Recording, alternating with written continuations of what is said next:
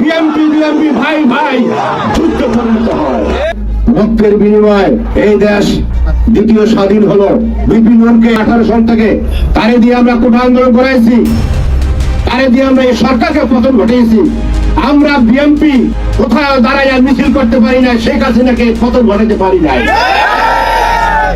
কার মাধ্যমে হলো তাকে আপনারা সহ্য করতে পারেন না। সেই দলকে আমরা একটা মনোনয়ন দিয়েছি। এই বিপিন নূর সবসময় তারেক রহমানের সাথে যোগাযোগ রেখেছেন, আপনারা সেটা মানতে নারাজ। হাসান মামুন করেছেন দলের জন্য, আর বিপিন নূর করছেন তাই বাংলাদেশের জন্য আমরা বিপিন নূরকে মনোনয়ন দিয়েছি। হাসান মামুনকে এত ভালোবাসি, তিনি কেন এত সিদ্ধান্ত নিলেন, আর আপনারা বা তার পক্ষ কেন করলেন? আমরা বিভিন্ন সাংগঠনিক পাঠিয়েছি, তার সাথেও আপনারা ভালো ব্যবহার করেন নাই। আমি তার কথাগুলো মনোযোগ সহকারে শুনে আমি মনে করতেছিলাম যে আমি সবচেয়ে ভুল করেছি আমার এই রাজনৈতিক 35 বছরে। আমি দুঃখ প্রকাশ করছি এবং ক্ষমা চেয়ে নিচ্ছি। আমি তারেক রহমানের নির্দেশ, মহাসচিবের নির্দেশ এবং আজকে আপনার এই পরামর্শ নিয়ে আমি এলাকায় গিয়ে আমি আমার জোটের প্রার্থীর পক্ষে কাজ করবো। আমি ভুল বলতেছি?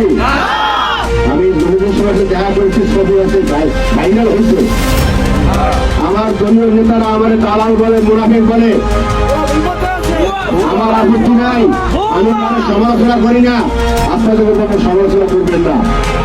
বিপিন নূর বাংলাদেশে একটা, দ্বিতীয় আছে, বিপিন নূর আর বাংলাদেশ হবে না।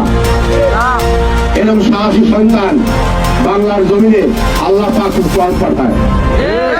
আমি মামুন ভাইকে বলবো, এমন কোন বক্তব্য দেবেন না যে বিএনপি বিএনপি ভাই ভাই যুদ্ধ পরিণত হয়।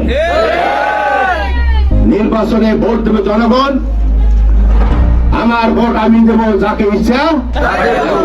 অনেক পরিষ্কার বক্তব্য। আপনারা আগামীকাল থেকে যারা বিএনপি করেন তারা আগামীকাল থেকে জোটের প্রার্থী বিপিন নূরকে তার ট্রাক মাত্রার পক্ষে আপনারা কাজ করবেন।